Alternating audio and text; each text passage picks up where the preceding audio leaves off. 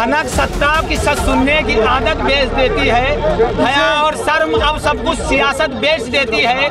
निकम्मेपन की बेशर्मी अगर आंखों पे चढ़ जाए तो फिर औलाद पुरखों की विरासत बेच देती है। सोचो आप या आपका छोटा भाई बहन या बेटा या दोस्त किसी कॉलेज में पढ़ रहा है, कैंपस बड़ा है, अलग अलग तरह के लोग हैं, अलग अलग बैकग्राउंड से आए हैं और सब अपना फ्यूचर बनाने आए हैं। अब इमेजिन करो एक दिन कॉलेज से एक कंप्लेंट निकल के आती है कि इस कॉलेज में डिस्क्रिमिनेशन होता है, भेदभाव होता है, कास्ट के नाम पे लोगों को हैरास किया जाता है। गवर्नमेंट बोलती है ये गलत है, यूजीसी ने भी बोला इसको रोको, और वहीं से आता है यूनिवर्सिटी ग्रांट्स कमीशन, जिसे आज हम यूजीसी का नया एक्ट या नया रेगुलेशन कह रहे हैं।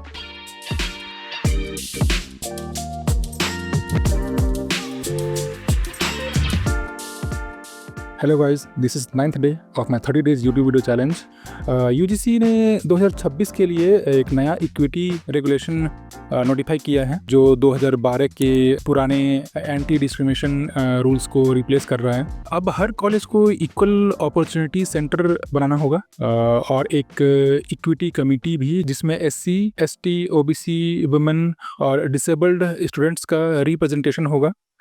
डिस्क्रिमिनेशन की डिफिनेशन अब सिर्फ कास्ट तक लिमिटेड नहीं है। Religion, gender, disability, place of birth और इवन इनडायरेक्ट डिस्क्रिमिनेशन भी इंक्लूड हो चुका है इसमें। इंस्टीट्यूशन को 24/7 ग्रीवेंस सिस्टम बनाना पड़ेगा और अगर रूल्स फॉलो नहीं हुए तो यूजीसी फंडिंग या रिकॉग्निशन तक कैंसिल कर सकता है।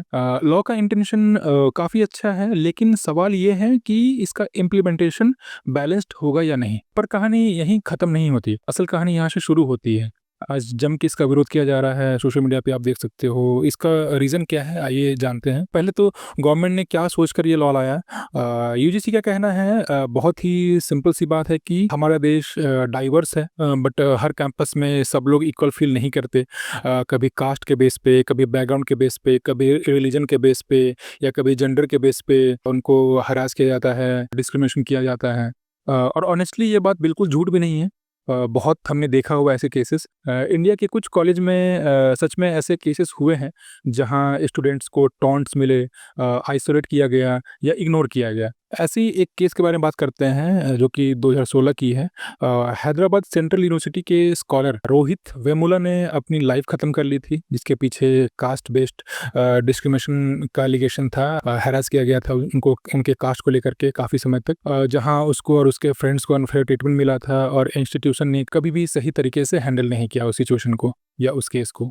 फिर 2019 में डॉक्टर पायल तड़वी, एक डॉक्टर जिन्होंने अपनी जान लेने की कोशिश की, जहां उनके सीनियर्स पे कास्ट हैरेसमेंट का एलिगेशन था।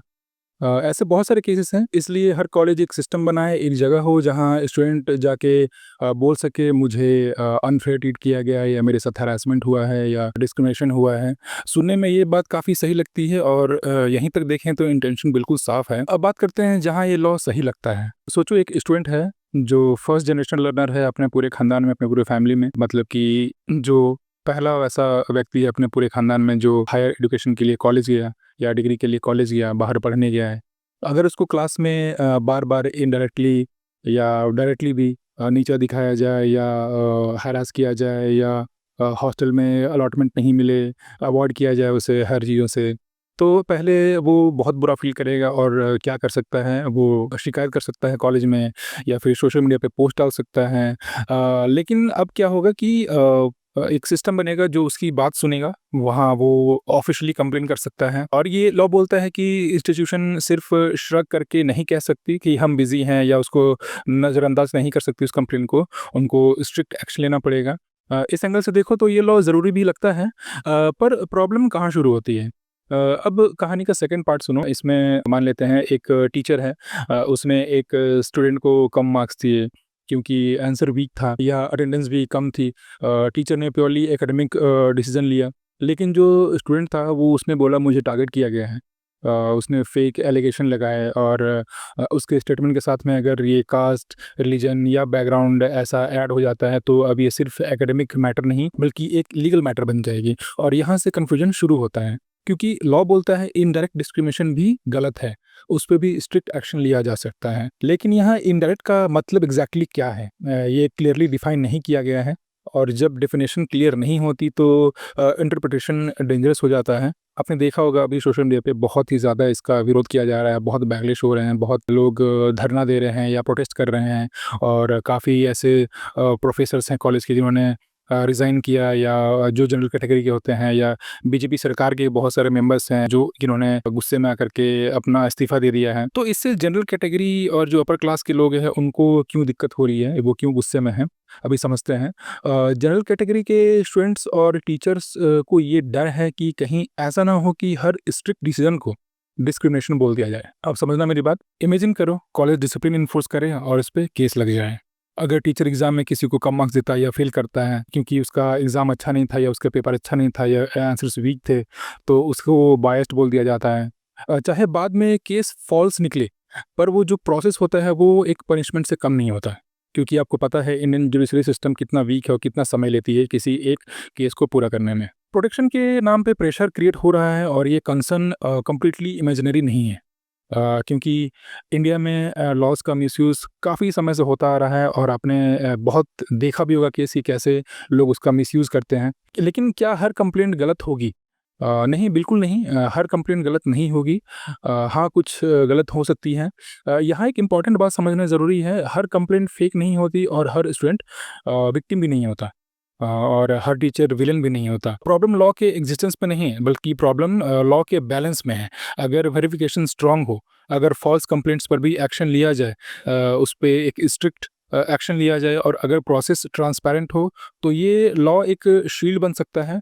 वरना ये जो लॉ है वो एक वेपन बन सकता है काफ़ी लोगों के लिए जो इसका गलत इस्तेमाल करेंगे। इसमें एक पॉलिटिकल एंगल भी है, थोड़ा समझते हैं इसके बारे में। ये लॉ जो है वो सेंटर से आया है, और सेंटर में अभी भारतीय जनता पार्टी बैठी हुई है। बीजेपी का ट्रेडिशनल जो सपोर्ट रहा है वो largely middle class, upper class, या जो जनरल कैटेगरी के लोग हैं। और जब वही बेस इनसिक्योर फील करे तो पॉलिटिकल प्रेशर बनता है, डेफिनेटली बनता है, और बनेगा भी, जैसा कि अभी बन भी रहा है। काफ़ी जनरल कैटेगरी के लोग प्रोटेस्ट कर रहे हैं। गवर्नमेंट शायद ये दिखाना चाहती है कि वो इंक्लूसिव है, कॉन्स्टिट्यूशनल वैल्यूज़ फॉलो करती है, और ग्लोबल इमेज स्ट्रॉन्ग कर रही है, पर ग्राउंड पे कम्युनिकेशन वीक रही है। सरकार लोगों से कम्युनिकेट नहीं कर पा रही क्लियरली, इसलिए लोग इतने गुस्से में हैं, और इसलिए नैरेटिव जो है वो गवर्नमेंट के हाथ से निकल कर सोशल मीडिया के हाथ में चला गया है, और लोग इतना इसका विरोध कर रहे हैं। एक एग्जाम्पल के साथ समझते हैं। जैसे उत्तर प्रदेश में बीजेपी की सरकार है, काफ़ी समय से वहाँ योगी जी राज कर रहे हैं, उनकी सरकार है। हालांकि डायरेक्टली ये लॉ स्टेट का नहीं है, सेंटर का है, पर इनडायरेक्टली इम्पैक्ट स्टेट पे भी पड़ सकता है। जैसे योगी आदित्यनाथ का इमेज स्ट्रॉन्ग है, काफ़ी स्ट्रॉन्ग गवर्नेंस और क्लियर अथॉरिटी का है। अगर यूपी के यूनिवर्सिटीज़ में इस लॉ का मिसयूज़ हो, या उसके मिसयूज़ से प्रोटेस्ट हुए, या स्टूडेंट्स पोलराइज्ड हुए, तो इसका जो प्रेशर होगा वो डेफिनेटली स्टेट लीडरशिप पे ही पड़ेगा, यूपी सरकार पे ही आएगा। इसलिए यूपी जैसे स्टेट्स में इम्पॉर्टेंट ये है कि इसका इम्प्लीमेंटेशन जो है वो बहुत केयरफुली करना पड़ेगा, उसको बहुत ही अच्छे से हैंडल करना पड़ेगा। अब आगे क्या हो सकता है, या तो गवर्नमेंट इस लॉ को रिफाइन करेगी, क्लियर रूल्स लाएगी, मिसयूज़ के अगेंस्ट सेफगार्ड्स ऐड करेगी, या स्ट्रिक्ट लॉज ऐड करेगी, और तब ये लॉ एक्चुअली काम करेगा भी, या फिर बैकलैश बढ़ेगा, और एक पॉलिटिकल इशू बन जाएगा। हिस्ट्री बताती है कि इंडिया में जो भी लॉ बैलेंस नहीं रखता वो ज़्यादा समय तक नहीं टिकता है, या तो उसे बदल दिया जाता है, या उसमें अमेंडमेंट किया जाता है, या फिर उसे बंद कर दिया जाता है। तो इस पूरी कहानी का ये सिंपल सा लेसन है कि इक्वलिटी का मतलब साइलेंस नहीं होता, और जस्टिस का मतलब फियर नहीं होता, डर नहीं होता। अगर हम डिस्क्रिमिनेशन ख़त्म करना चाहते हैं तो फेयरनेस और मेरिट दोनों को साथ लेके चलना पड़ेगा, और इसी बैलेंस पर यूजीसी के इस लॉ का फ्यूचर डिपेंड करता है कि ये सक्सेसफुल होगा या नहीं। अगली वीडियो में कुछ और बात करते हैं, कुछ और चीज़ें शेयर करता हूँ मैं। तब तक के लिए बाय।